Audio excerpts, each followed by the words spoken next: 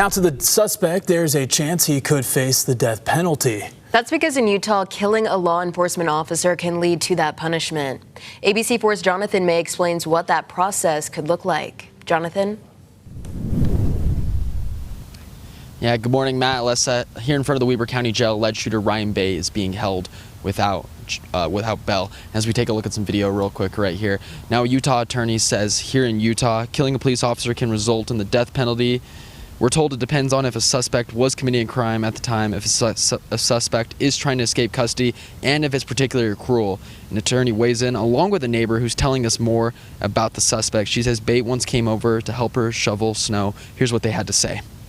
Just can't make sense of it. It's totally senseless and so tragic that he would have lost it to the point of committing murder. And so that's what the prosecutors are looking at now is it going to be a death penalty case? Bay faces charges for murder and attempted murder. Live in Ogden, Jonathan May, ABC4 News. Jonathan, thank you. And a number of local businesses are finding ways to support those affected by the tragedy. The new owners of Bears Cafe in Garland are allowing first responders to use their dining rooms as a safe place to decompress. I fervently believe that a safe space is more than needed. Meanwhile, Rogers HVAC is waiving all labor costs for law enforcement officers through the rest of the month to make sure they're taken care of. Few and far between, and really rare that small communities like ours deal with such large events like this. And it's when a community comes together that really does good for everybody involved.